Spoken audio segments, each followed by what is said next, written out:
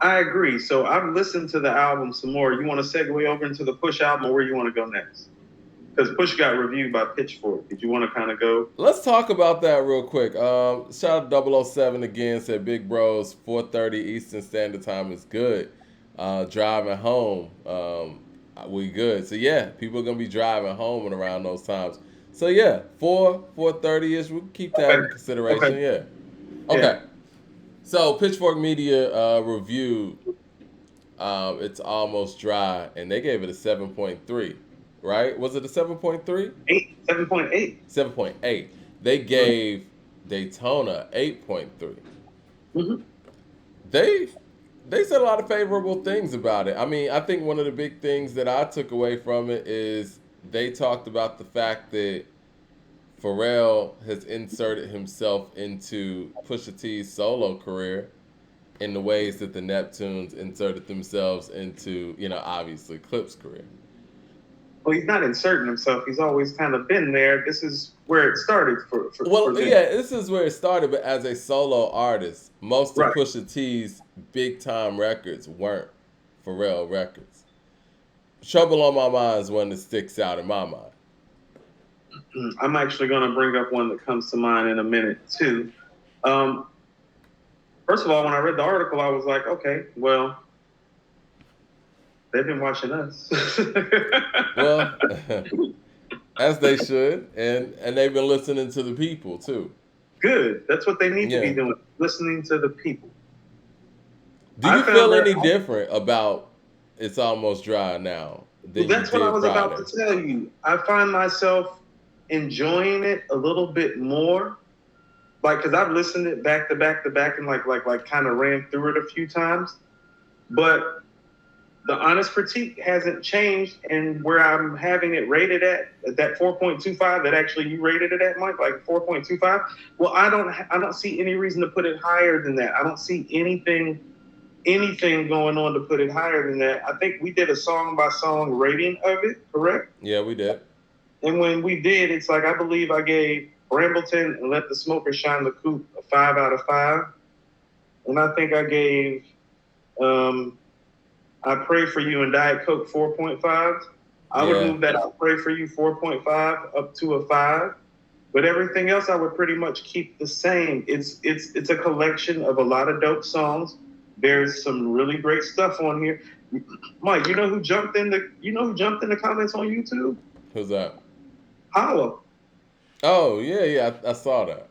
Holla jumped in. And Holla's analysis, because I mean, Mike, you know what Holla's ear for music is like. He was like, nah, y'all was on point. There's only about 4 great tracks on here.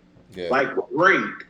Like, every track on Daytona is great. Understand what I'm saying? There's 4 great tracks on this 12-track album. All 7 songs on Daytona are great.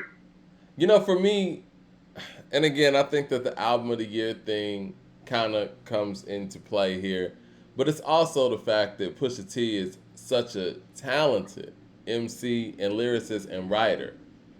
And obviously, the Neptunes are who they are. Pharrell is who he is, and Kanye is who he is. I feel like the writing on this album could have been better, and I think that Malice's verse really proves that. Imagine with Malice's perspective, right, and his ability to balance out the life and reality and consequence.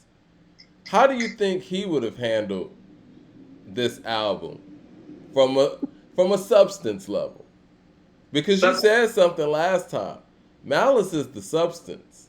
yeah, he's the substance and the conscience of the group. He always has been. Yeah. I, like I told you, there's never been an all-time great rapper that's been more comfortable just sliding right back into his all-time great group because he, in Malice, he actually has somebody comparable to him, MC wise, who also happens to be his brother.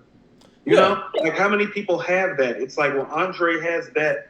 Has somebody great in Big Boy, but as far as duos go, name another duo that has a rapper like Push, where he can go back into a fold with a rapper of that caliber, who also happens to be your brother. I remember when I first heard Grinding, because I think that might have been my first real look at Clips, because the funeral, I may have seen it in passing, but didn't really, Yeah. So when I first heard them, I couldn't tell them apart vocally Yeah. because they're brothers and they looked similar. I thought they were twins, right? And so I thought that they've always been comparable on that level, but I never really realized until we really started digging in how different they are. And I think that Malice has some of those things that can make you an all-time great MC from substance level that Pusha just doesn't have. I truly believe, as great as I think Pusha is, and I think that Pusha's incredible, I think that if Malice would have had these same 12 songs and taken on, whatever subject he wanted to take on, this would be a more full effort. And I think that Pusha has these abilities to do it, but he doesn't do it. And he doesn't turn it on. So the beauty in Hell Hath No Fury and why I love it so much and why I have it so high in that echelon and that style of album right below the Purple Tape and Reasonable Doubt has to do with the insightful rhetoric on the album. Most of that insightful rhetoric is coming from Malice, but that enables Pusha T to be like this like Cool G rap, Biggie villainous type of rapper on Hell Hath No Fury, and that's what he's really great at. And so that's what I mean. Well, nobody's more comfortable sliding back into a group fold than him, because that just allows him to amplify all those things that he does so well and has been doing so well by himself. Yeah. Now, there are some people that are saying that this album does have depth to it in terms of the things that he's revealing and how he's talking, even though it's references to his drug dealing past, right? But this is what I keep trying to say. Well, you just haven't been following the catalog. So you know Brambleton, Mike? Mm-hmm. Brambleton is just an extension of Snitch. Yeah.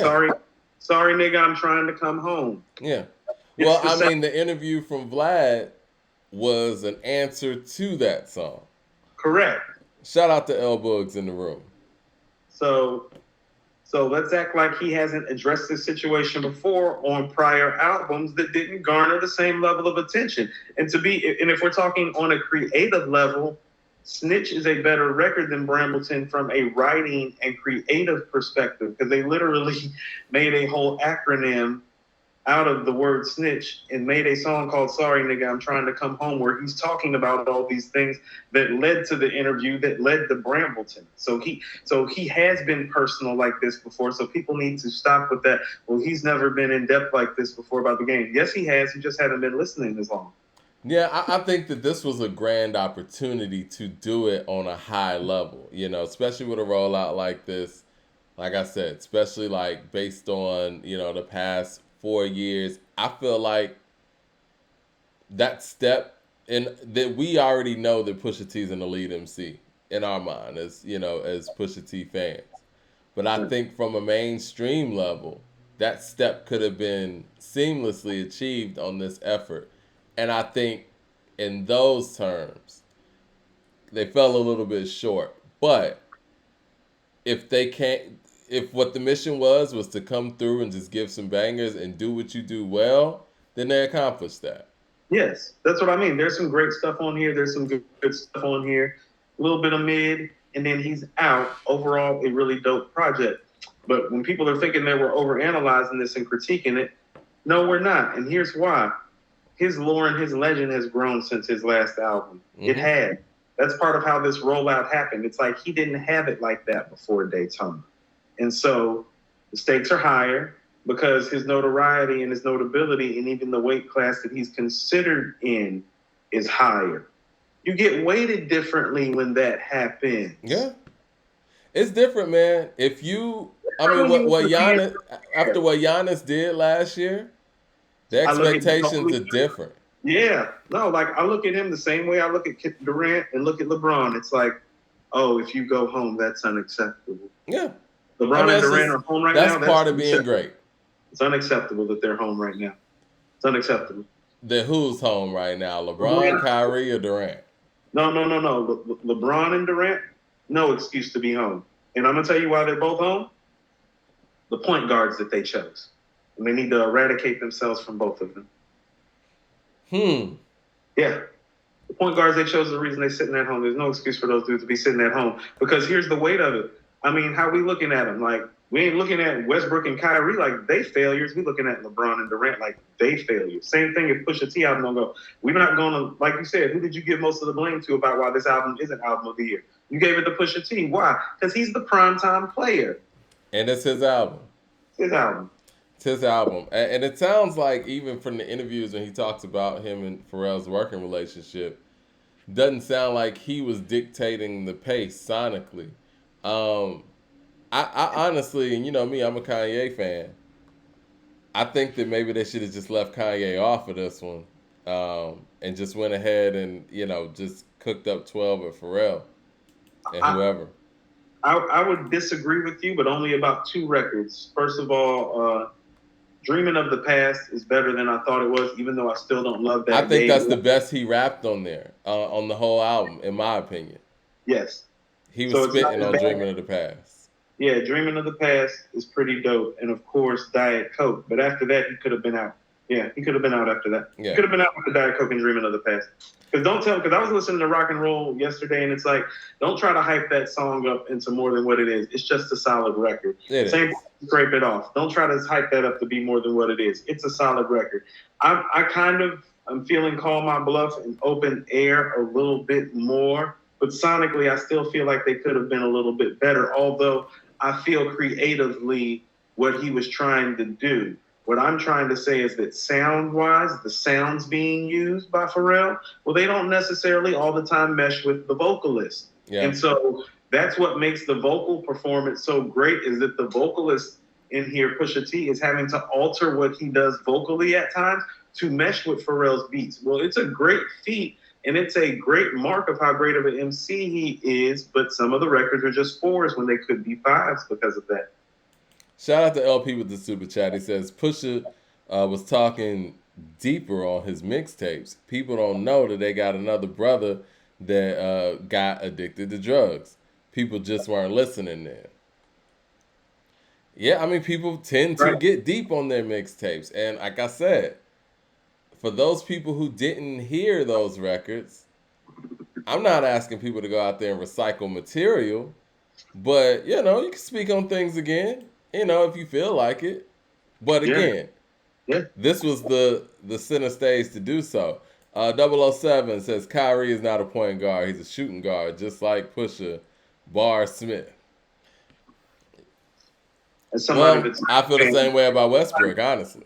Somebody that's a Duke fan that's been following Kyrie Irving since he was in high school, he never once has been tagged, labeled as a shooting guard. Not in high school, not in college. Not drafted as a point guard. Well, I understand what 007 is saying. It's kind of like Allen Iverson, who was actually a shooting guard. But it's kind of like Iverson and Wade played point guard for a second, too. Westbrook and Kyrie, these guys are such great scorers.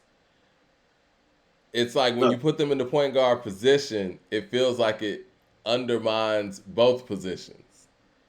No, they're just not good point guards. Like, that's just it at the end of the day. And you don't think Kyrie's a good point guard? No. You don't think he was a good point guard in Cleveland, or he didn't need to be a point guard in Cleveland? I mean, let's just unpack this right quick and get back to it. And keep in mind, I'm a Duke fan, so I've been watching Kyrie for a very long time. Well, it took LeBron having one of literally the greatest performances we've ever seen for him to procure the one ring that he did have. What an incredible performance. Like, that's a fact of the matter. Yeah. And if you let's just go to track record. Well, how was Cleveland before LeBron came when Kyrie was the man? They were a lottery team. Okay, so how did the Celtics do when Kyrie was hurt? They went to the Eastern Conference Finals. Yeah. How does the Celtics team look now with Marcus Smart as the point guard instead of Kyrie Irving as the point guard? Well, they just got done sweeping the Brooklyn Nets. Did you know who was in first place when it was just Kevin Durant and James Harden running the point guard for the Brooklyn Nets? Well, that would be the Brooklyn Nets. There's an X factor here, a common denominator. All I'm just saying is everywhere. And think about it, this is happening while he's getting to play with LeBron and KD. Like, it doesn't get any easier than that in this generation, and he still can't find a way to win or do right. He's a mess as a point guard. He's never even made an All NBA team, has he? I think he has. I think he has. Maybe once in 11 years. So do players who have made one All NBA team in 11 years go to the Hall of Fame? If so, show them to me. LP with the super chat says, if Ye gave Pusha the same 5 with 2 more, and it was 7 like Daytona, it would have been a 3-5 at best. He had many other people helping him. Yeah, I mean, we could go to those numbers too. I think, though, let's be real. If this album was broken down into the best 7 songs, I don't know. It's not Daytona, but it's pretty good, right? Best sellers. Jay Short said there's never been a good rap song called Rock and Roll. That's hilarious.